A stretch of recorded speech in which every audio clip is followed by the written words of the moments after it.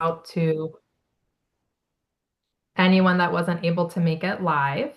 So we'll send out a link to the recording as well as a copy of the slide deck tomorrow. It always takes us a little bit to get that recording uploaded. But today our agenda is going to start with an overview of our health plans. We'll also look briefly at some of the federal and state legislative and budget changes. And then we'll go over some helpful billing reminders, touch on the importance of NPI registration with the Healthcare Authority, and wrap up with medical management updates. If you have any questions or topics that you came with today that you're hoping we were going to address and you didn't see it on the agenda, you're welcome to put those into the chat now and we'll try to weave them in as we go or make sure we have time at the end. Otherwise, as always, you are welcome to ask questions throughout the presentation, either by taking yourself off mute or putting the questions into the chat. So again, always want to be interactive and not get too far down the road if you have a question on something. So with that, we'll start with reviewing our health plans for 2026. But before we dive into the plans, I just want to take a moment to introduce the provider relations team. Many of you are probably familiar with us, but for those of you who may have not had as much interaction, there's myself, Molly McHugh, serving as the Vice President of Provider Relations. I've been with ICW for the past 4.5 years, and I truly, truly love working with all of you at our clinics, and I'm very grateful to be part of this organization. We also have Alina Lehman. She serves as our Risk Adjustment and Quality Auditor. She's also a certified coding specialist, and she's been with us for 5 years and plays a key role in ensuring quality and accuracy in our work. And then we have Eileen Escobar Cumbo, who joined us 2 years ago as a provider relations and marketing specialist. And she's taken on over the past year, really spearheading our quality outreach and quality work, which we've seen a lot of improvement on. And then Samantha Chavez, who has been part of our team for 6 years and is our expert on patient eligibility and is always a go-to resource for any questions our clinics have, and has been a fantastic addition as well. So our team works to support all of you. We're here to help ensure you have everything that you need. And if you're not sure, where to go, you can always come to us with your question.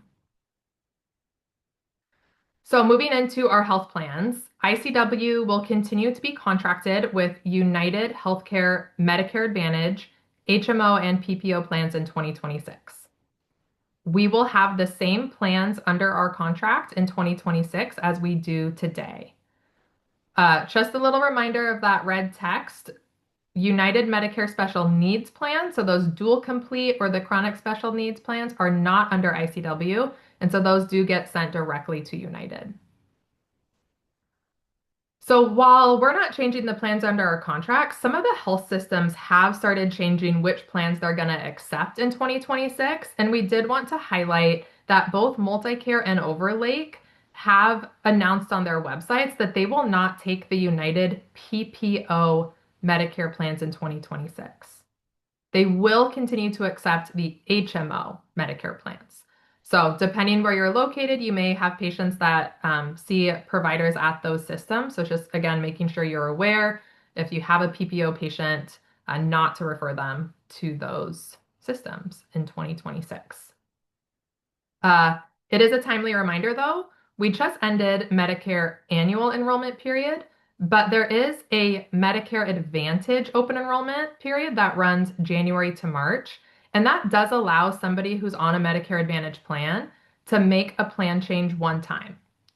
So if you have a patient who's on the PPO plan and wants to switch to HMO, or they're on a different Medicare Advantage plan with Aetna or Humana, you can encourage them to change to an ICW plan the first quarter of the year. And again, we ask that you just tell them to call the ICW Medicare information line or send us an email at planoptions@ic-wa.org.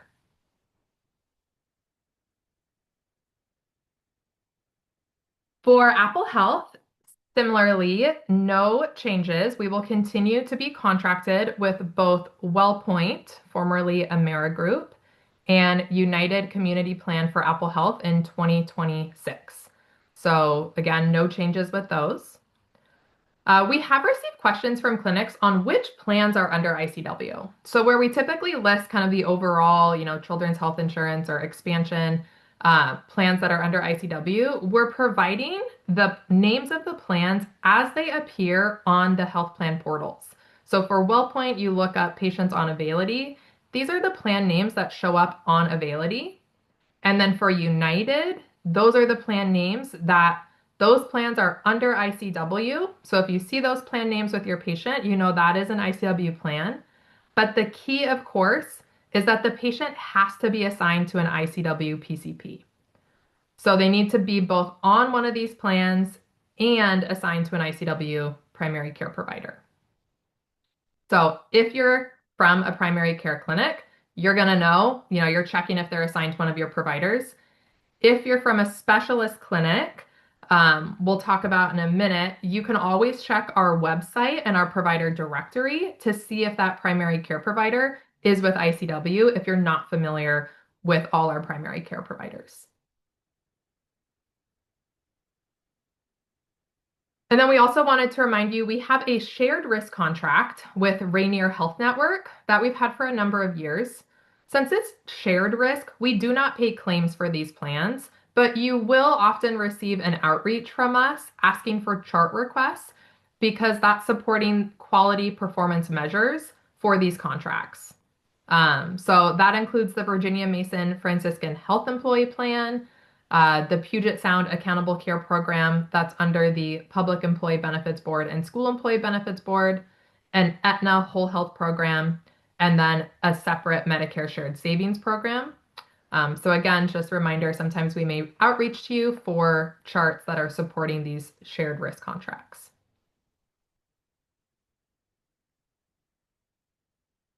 So now we're going to take a little pause and ask you a poll question. And if you can pull up on your phone or on another window on your computer and go to menti.com, you're going to type in that code 39566246, and you'll see the poll. What is the recommended way to confirm if a patient is under an ICW plan?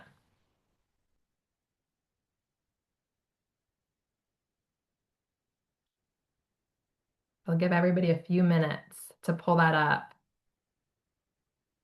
and give us your response.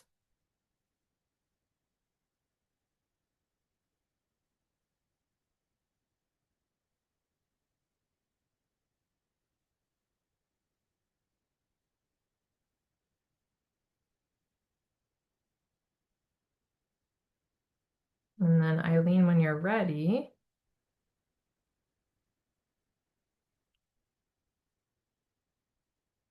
That's fantastic. I love seeing this. Check the health plan portal. Thank you for all of you who said that. All of these are technically right? You can check their ID card. Some of you have EMRs that will link into a health plan portal, but we always say the health plan portal is the source of truth, right? We don't know how old their ID card is, if that's from 2 years ago, 1 year ago, even a month ago, they can change their PCP. So checking the health plan portal is real time. It shows you who their PCP is that day. And if there is any issue with the EMR linkage, that's going to be the source of truth. So fantastic. Love seeing that. We do have, just a reminder, we have a detailed eligibility reference guide. This is a great resource if you're ever not sure which plans are under ICW or how to verify a patient is assigned to an ICW PCP. We have it online. It's under the provider login section of our website under forms and guides. And remember that provider login does have a passcode. The passcode is ICW 1993. And we have two versions of this guide. We have an eligibility reference guide, which is kind of the full guide, and that's geared more towards primary care clinics because it goes through how to do a primary care change form. And then we also have a more focused and simplified specialty eligibility reference guide. So if you are at a specialist or a specialty clinic, you can review that guide specifically for you. And then just a reminder, on our website, I mentioned earlier, if you're at a specialty clinic and you're looking up a patient and you're not sure if they're under ICW, you can check under our provider directory, which you click on Find a Provider, the name of a provider to see if they're an ICW primary care provider. So this would be your source of truth to confirm that. And then for everyone, just a reminder, we do have provider profiles for all of you. So it's just a good reminder, take a peek, see if there's anything we need to update. Reminder, if you do move, change fax numbers, phone numbers, please let us know so we can update your information.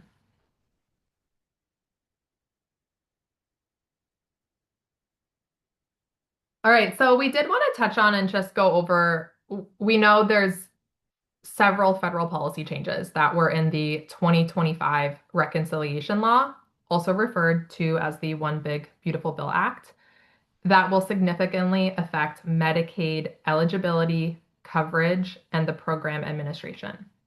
And so we're just highlighting on this slide changes that are going to take effect in the next 12 months. There's other changes that are further down the road, but just focusing on what's coming first. So the first change, I'm sure all of you have seen it in the news, is the expiration of the enhanced premium subsidies. Now, while that doesn't affect Apple Health directly, rising marketplace premiums are expected to push healthier individuals out of coverage, which will worsen the risk pool and increase premiums further. And that's expected to lead to more uninsured people who will then at some point likely have to seek care. And that impacts you as providers. It impacts all our health systems across the state when we have more uninsured seeking care. The next two changes are specific to Apple Health Medicaid, and they will both go into effect in 1 year, so January 1st, 2027. The first is eligibility redeterminations. So right now, adults who are covered under Medicaid through the ACA expansion benefit have to redetermine that they're still eligible every 12 months. And starting January 2027, that will go down to every 6 months. And that's anticipated to result in fewer enrollees due to the difficulty of having to reattest every 6 months. It's just more administrative burden. The last item is that Medicaid work requirement. So that will apply to adults age 19 to 64 who are also enrolled under the ACA expansion benefit and will require that if they're on Apple Health that they work at least 80 hours per month or engage in volunteering or educational activities.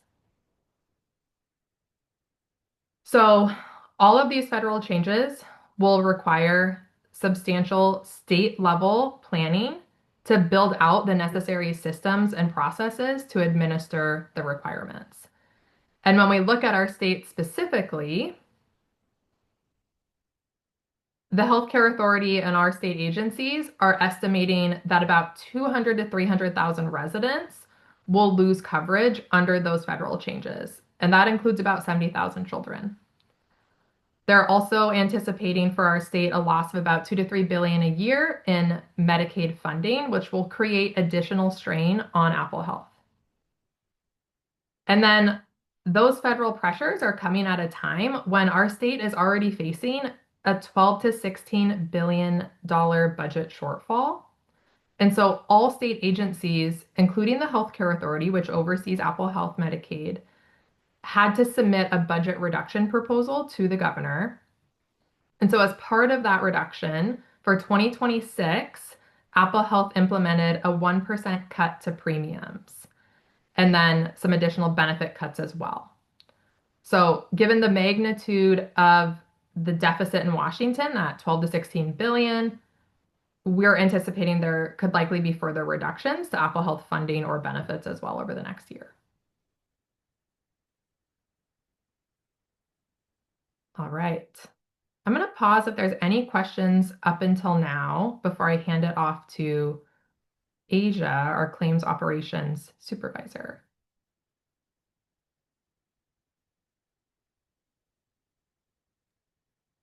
And just a reminder, you can put it in the chat as well. Thanks, Eileen. All right, well, Asia, I'm going to hand it off to you. All right. So hello everyone, my name is Asia and I'm the Claims Operations Supervisor at ICW.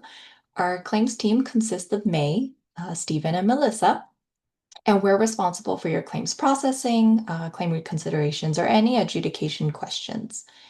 If you have any questions regarding your claims or in need of support, please reach out to us via email or phone with the information listed on this slide.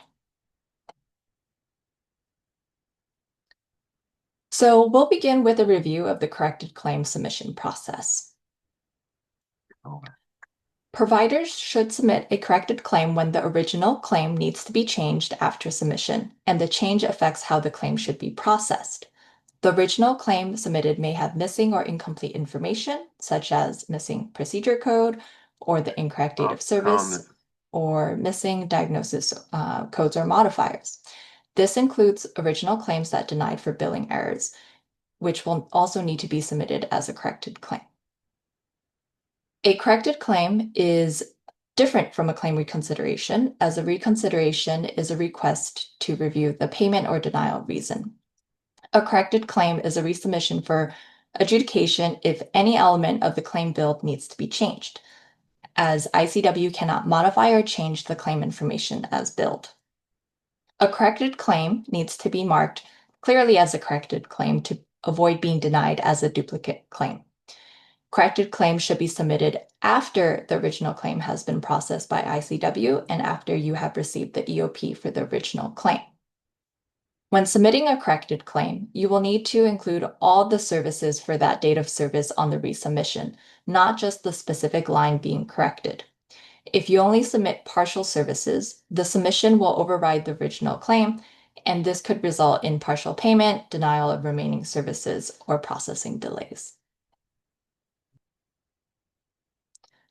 For example, if a well-child visit was only submitted with the annual wellness with the well-child visit code of 99383, but vaccine services were also performed, the biller notices the vaccine administration codes are missing.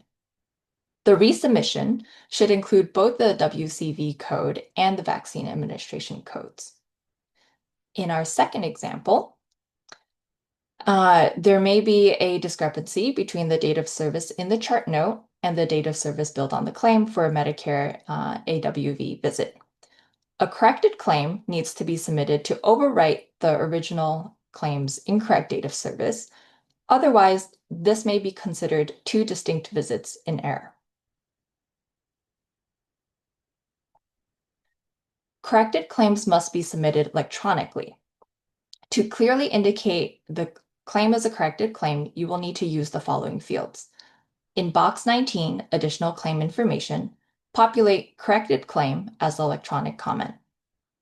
In box 22, claim frequency code, use 7. If the visit needs to be voided, use 8. A void should be used if the services were not performed and the claim was submitted in error. In box 22, original reference number, populate the ICW claim number of the original claim number. You can find the original claim number on the EOP.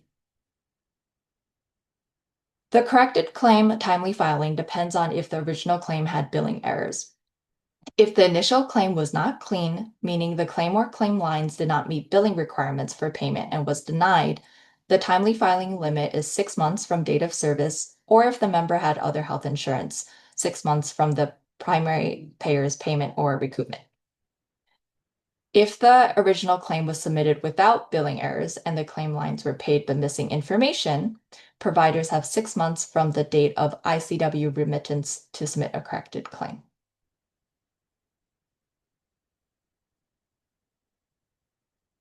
To avoid duplicate claim submission, please use the claim status inquiry form to check the status of your claims.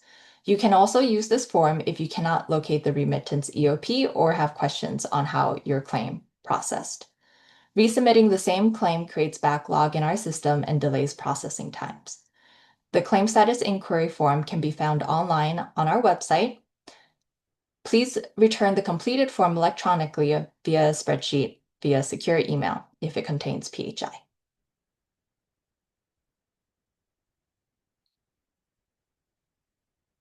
Switching gears, we have a couple of reminders around patient billing information.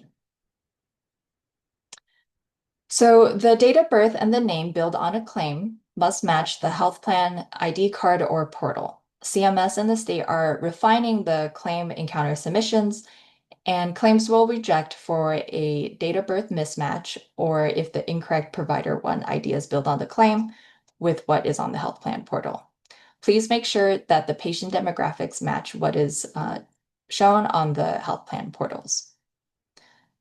When submitting lab or specialist referrals, please bill using United or WellPoint as the patient insurance name while using the ICW payer ID. Do not use HMSO or ICW as the insurance name, as the other provider may not recognize ICW is delegated under these plans, and this may cause confusion with the lab or referral. Do make sure that claims are submitted to our payer ID 91164. Are there any questions with any of the information covered?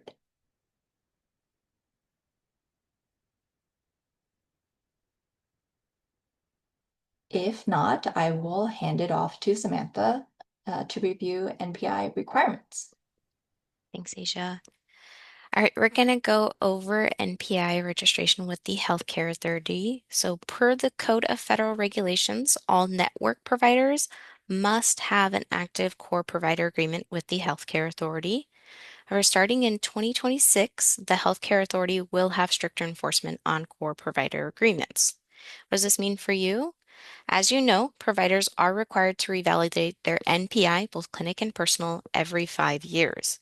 It is important that you take care of your revalidation paperwork right when you are notified by the HCA. The revalidation notice is sent to the mailing address listed in your Provider One portal. So when you have a moment, please log into your Provider One account and confirm your mailing address is up to date. If you have questions on how to access that, we have a link on these slides that we'll send after the meeting as well. Should you not submit the revalidation paperwork needed in a timely manner to the HCA, there are some consequences. The HCA will not grant a submission extension, meaning you will be terminated on the date they tell you and you cannot extend that. This will impact you immensely, leading to claim denials from the health plans and ICW. You will have to register as a new provider, completing all the paperwork needed again. The paperwork can take months for the HCA to process as well. However, if you are struggling with the process or need any help, please don't hesitate to reach out to me as I can walk you through that process. My contact information is listed on this slide. Thanks so much. I'll pass it over to Molly. Thank you, Samantha. Samantha's helped a number of our clinics on this process, so please, if you are not sure, do reach out to her.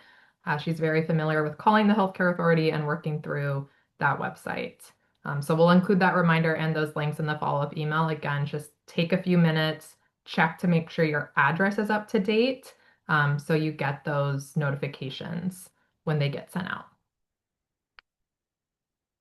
All right, so this is our last section for medical management updates. As we shared in our email invitation for the town hall, we are very excited to have Gina Allen join ICW as our new utilization review and case management manager.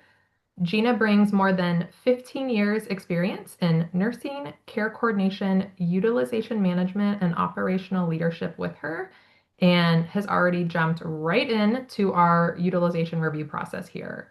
So I'm going to let Gina introduce herself to all of you. Thanks, Molly. Can you guys hear me okay? All right, awesome. Thank you.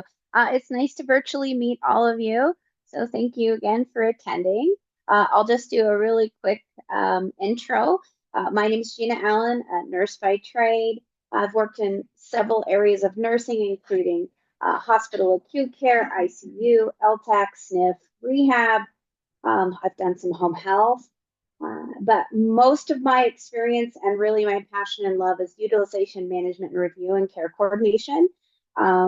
And I always like to throw in a fun fact, and I try to throw in something different because some of you have been in meetings with me before, and I'm sure you're all bored of my fun facts. So here is my new fun fact that I don't believe anybody has heard.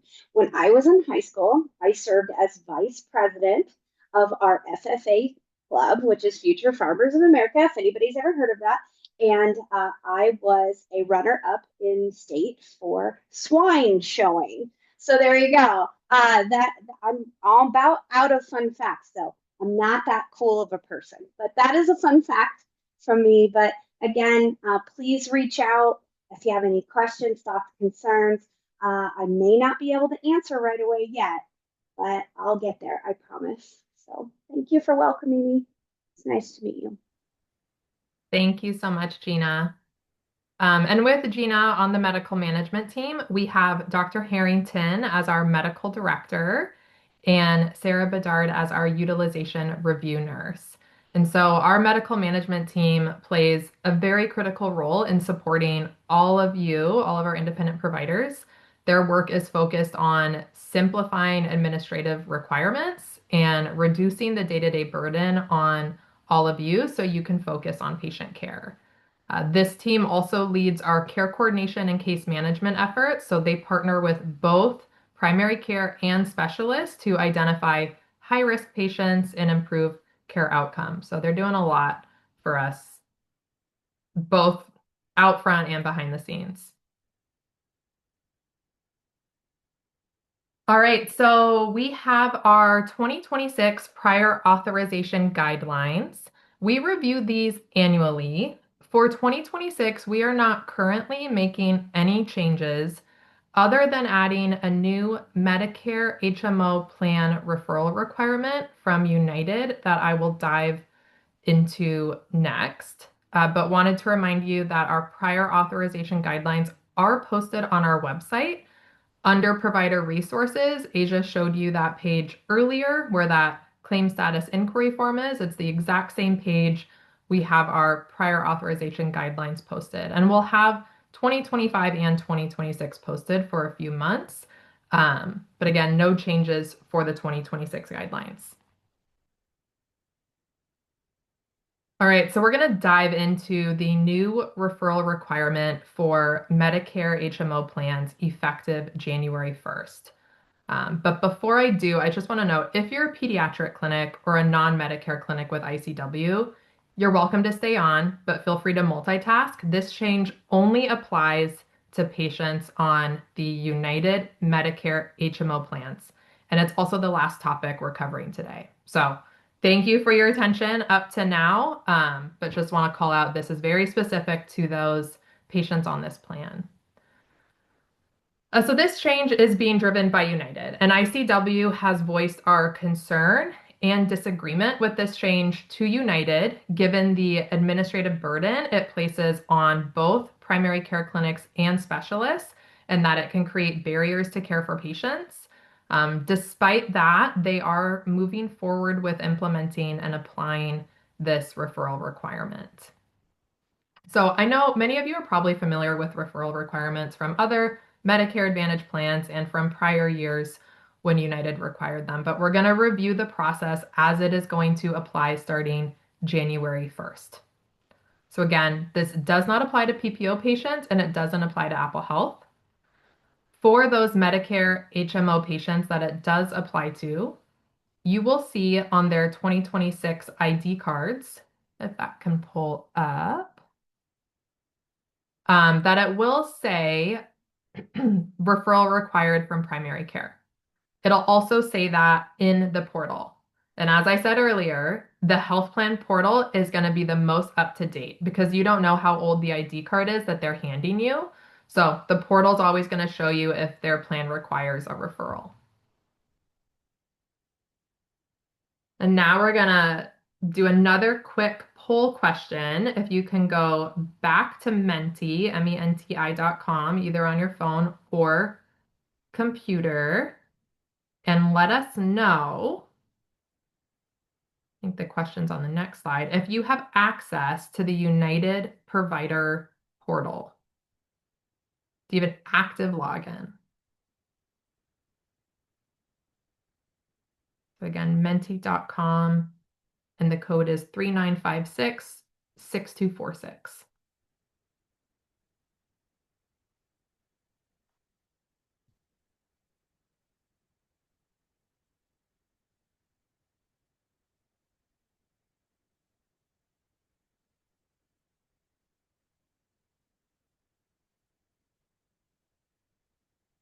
And it may be linking. We can always.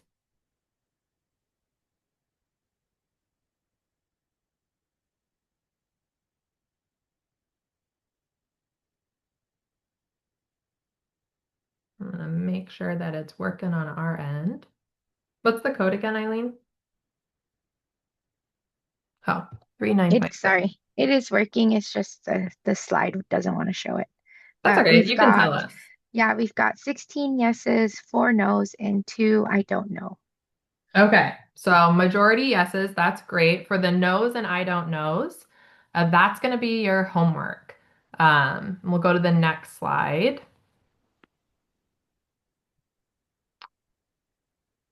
Both primary care and specialist offices will need logins to the United Provider Portal. So anyone in your clinic that's going to need to be submitting referrals or checking referrals, they should have their own login to the provider portal.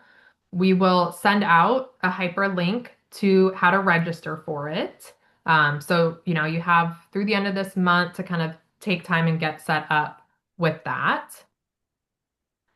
The portal won't accept referrals until January 1st. So again, the next few weeks, just make sure you have access to log into the portal. And then United has stated they're not going to approve or deny referrals. So they're just accepting them as they're entered by the primary care clinic. An important reminder, referral requirements are separate from prior authorization requirements. So if anything needs prior authorization, that is not changing. You still have to follow that process. These referral requirements are in addition to prior authorization. So for primary care clinics, what do you need to know? What do you have to do?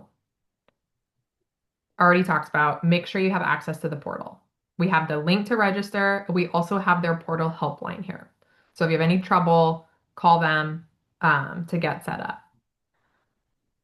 I shared ICW already voiced our concern. We don't support this. We're not in agreement with this. And we are not enforcing the referrals. So you don't need to send the referral to ICW. It is going to be directly with United through the portal. And then, of course, after January 1st, you can start entering them. The portal won't accept them prior to that date. You can enter them the day that you see the patient and your provider has referred them. If for some reason something comes up, you forget to enter that referral, the system will allow you to backdate the start date of a referral 5 calendar days. So if it's the next day or a few days later, you can always enter that referral with a start date of 5 days prior.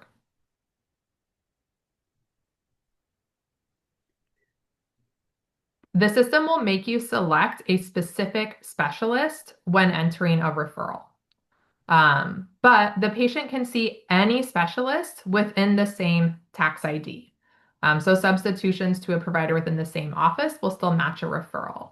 So if Dr. Harrington is referring a patient to Dr. Jones at Southwest Orthopedics, and another one of the surgeons can see that patient sooner, that patient can see any of the providers at that office, as long as they're within the same tax ID.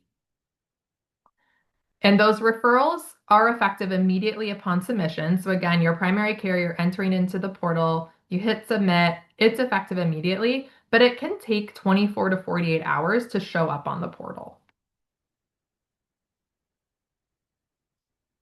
And then the primary care clinic that's entering the referral is going to be the one that determines and enters the number of visits for the referral. So you can decide how many visits, maybe err on the side of higher, and then that referral is going to remain valid for 6 months from the start date. After those visits are used or the 6-month referral expires, we know sometimes it may take 4 or 5 months to get into a specialist. You can submit another referral, and the portal does have a feature that says copy referral. So you can just copy the old one and then enter the updated date span. For our specialist clinics, same thing. Please make sure you have access to the United Provider Portal, that anyone in your clinic that doesn't have a login that will need a login, get set up for that. You will be able to see all referrals for a patient in the United Provider Portal. So both to your clinic and any other clinic, all the referrals for that patient are going to be in the system. As I just mentioned, it could take 24 to 48 hours from when the primary care clinic submits it for it to show up on your end. So, if you get the fax referral and it's not in the system right away, maybe wait another day for checking. As I just shared for primary care, for your information as well, if the patient's referred to any provider at your clinic, they can be seen by any provider as long as everyone's under the same clinic tax ID. ICW is not going to deny your claims if a referral is not found in United system. So again, we have concern with this process that it's going to create barriers to patient care or delays in patients getting seen. So please know ICW will not deny your claims for ICW patients if a referral is not United system. That said, again, important for you to know if you're seeing non-ICW Medicare patients, United will start denying claims with dates of service May 1st, 2026 and forward if no referral is on file. So they're giving everyone the first 4 months of the year to get used to the new process, get those referrals in, and then starting May 1st is when United will start denying claims. So again, recommendation is just everybody start January 1st so you're used to it. And then come May 1st, everything is working smoothly. If for some reason you did get a claim denial from United, a reminder that patients cannot be balance billed for denied claims due to lack of referral.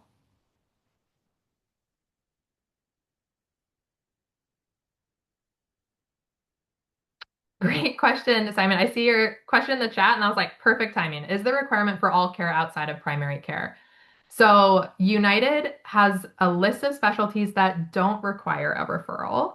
And there are a number listed here. We'll send this out, but we're also going to be sending you the link directly to United's website. And I would tell you, please don't refer back to this slide for which specialties don't require a referral, because that could be a living list, right? United can be adding more specialists to that list as the year goes on. So we'll be sending you specifically, hey, here's the United website that outlines this process, and it lists the specialties that don't require a referral.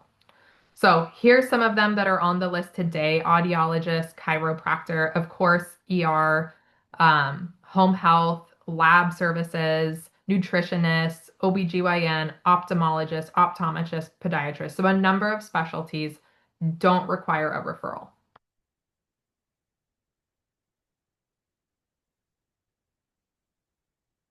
As I just mentioned, United has a couple pages we're going to send you that are going to be good resources. The first is that portal registration. The second is the overview page that I just mentioned. So that's the page that's going to have the updated list of any specialties that are exempt from this requirement. And then the last is this referrals interactive user guide. So highly recommend any primary care clinic that sees HMO Medicare patients, any specialist that sees them, please take some time, go through this user guide. It walks you through how to submit referrals. It walks you through how to check referrals, see the status of them. It has screenshots for each part of the process. So it really walks you through each step.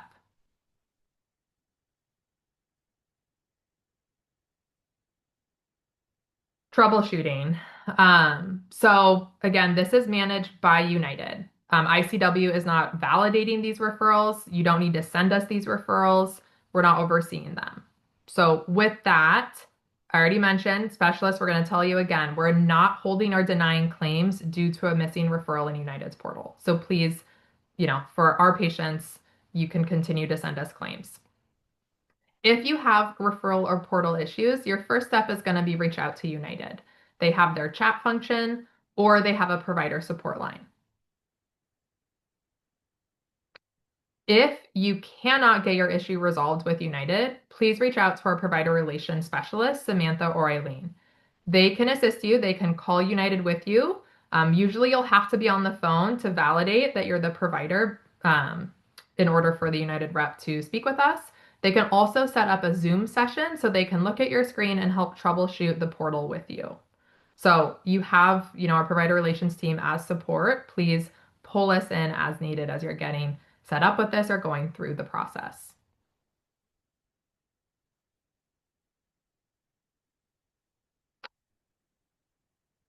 So any questions? That was a lot of information in a short amount of time. And again, questions on what we covered, questions on anything we didn't cover.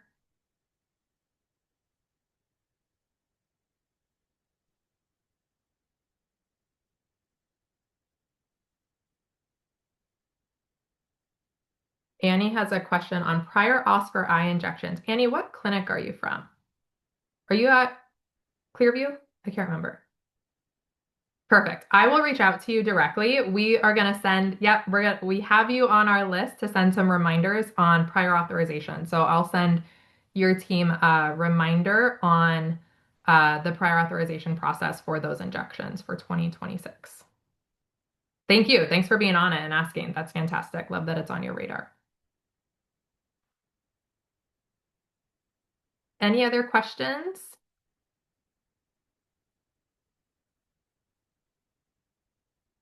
Okay, a question on the claim spreadsheet. So I submitted the spreadsheet to get updated status on claims, but have not heard back and also sent a follow-up email. Asia, I'm gonna punt this to you. Yeah, so give us 3 business days to take an initial look at the request and process it. But do follow up. So I will take a look at our inbox and where the list is for that one. But if you are not getting a response back, do follow up and you can reach out directly to me if needed.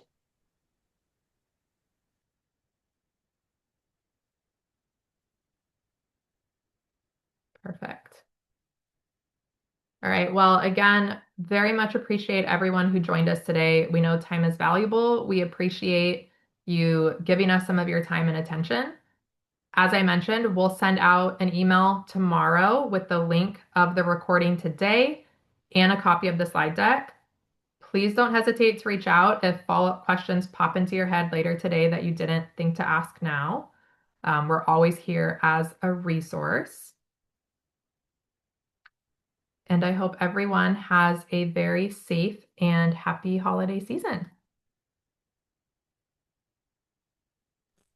Thanks.